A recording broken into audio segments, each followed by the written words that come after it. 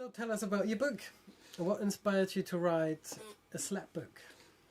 Yes, of course. There are many slap books. Every bass player knows. Exactly. What does this? Yeah. What's different about what's this different one? about this one? That's the best question you can ask me. Like the last maybe 20 or maybe 30 years, a lot of happened. I think in bass playing. Yeah. First you had like Larry Graham and Louis Johnson, kind of the classic funk slappers.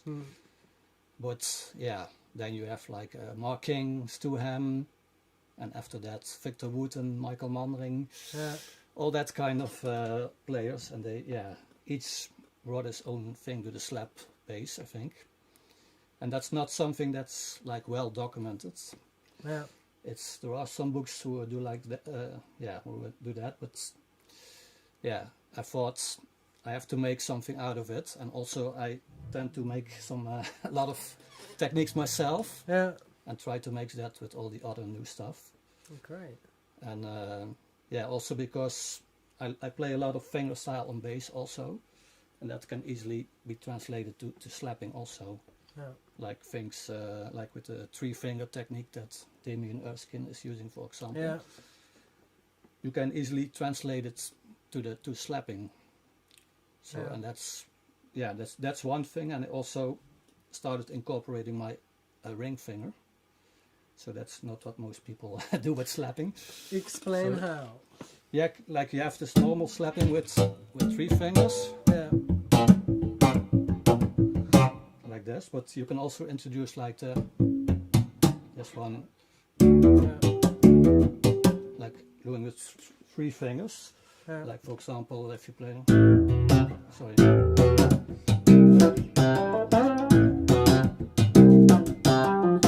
Here I use like. You really use one finger a string, basically. Yeah, like basically one finger a string, like.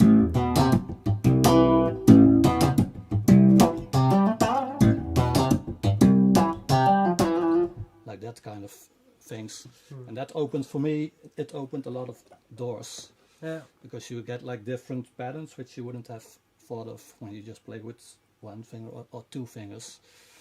Nice. So that's and also you can use all kind of muting techniques. Like each string is like a different kind of a sound for muting.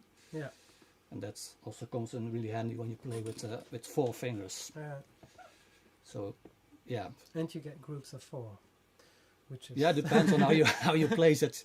You can also get trips. It depends on how you place it in the bar. Yeah. But especially if you combine it with hammer-ons, like for example. But I also do like some thumb mutes, which is also something that's in the book of this of Damien Erskine. He's using this kind of technique.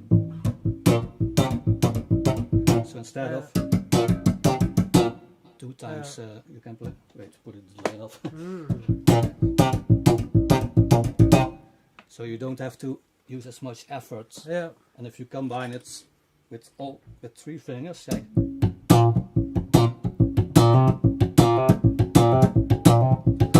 get like a pattern of 5 or whatever you want.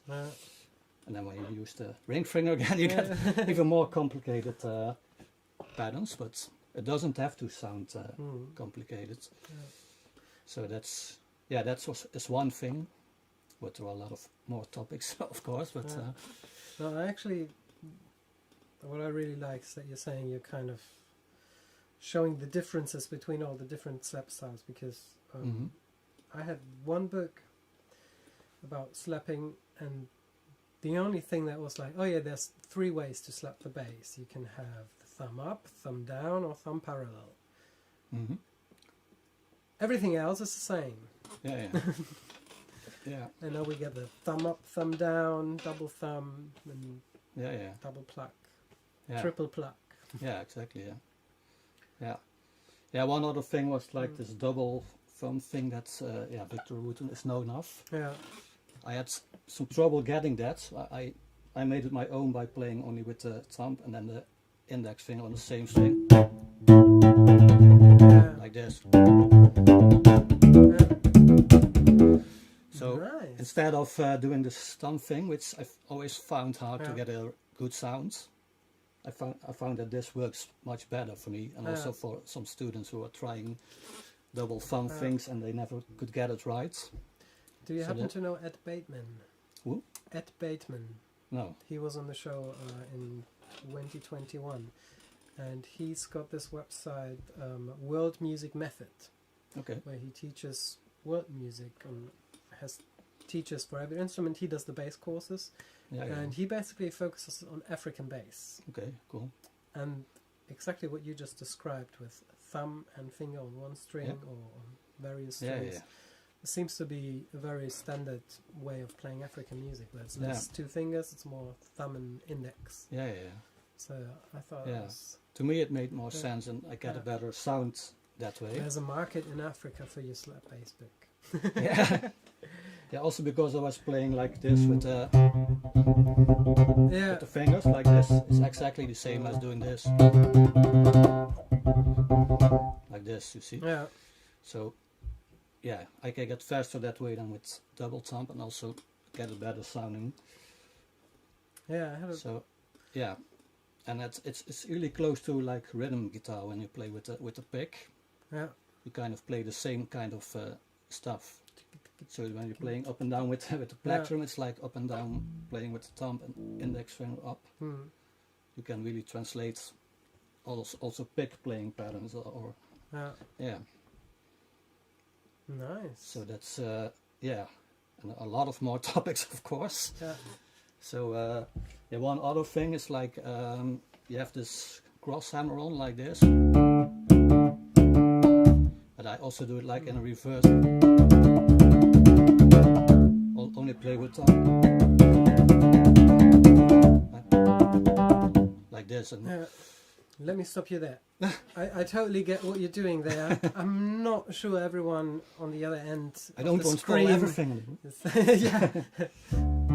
Okay, like cross string hammer on is like playing one note with the thumb, Yeah. and then hammer on this one. But So the hammer on doesn't happen on the same string that you No, just hit it with your happens thumb. on the other string. Yeah. You can use every string, but Yeah. you can also do it in reverse.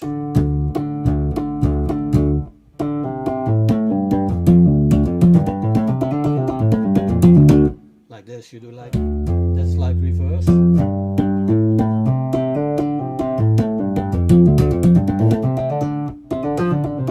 Like that. that Okay, kind of this breaks my brain a little. you can read all about it. Yeah. So that's then you can also play like scale runs just Yeah. with your thumb, and then combine it with hammer on and pull offs, and Play it at twice Yeah. the speed. Huh? Play it at twice the speed. yeah, you can do that. Yeah, that's There's also something I saw with Carlos Benavent, this flamenco player. I don't think He's so. playing like fretless bass, and he's doing all this. Maybe I do. Has he But- got like a beard and Yeah, little yes, shortish yeah. hair? Yeah. Okay. No, But is I- he doing that with? I think he's doing that with a pick. Yeah. But that's also something that he uses. Mm. But I sort of translated it to to play with slapping. I've been. Do you know Archspire? No. It's like a new progressive metal band, and they play it like 350 BPM, 400 BPM, and a lot of the time, the bass player actually syncs up with the 16th notes that the drummer's playing, or sometimes 16th triplets. Yeah. And here's the only way to play that fast is two-hand tapping. So half of its bass lines are two-hand tapping. Yeah. That's because you also want a very aggressive sound. Yeah. You kind of get that through tapping. Yeah. But Yeah. he totally threw me off, which is kind of similar to this, because I'm so used to the standard tapping where the right hand still leads. Yeah. This, I don't know if it's Metallica or...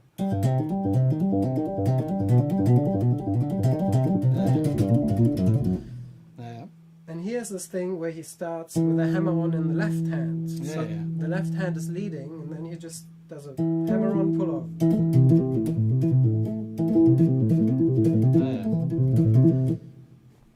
confusing. I just can't bring my right hand not to lead. I always Yeah. end up feeling this as the downbeat. Yeah. So that is kind of also like, if you guys know Victor Wooten, I'm sure you do.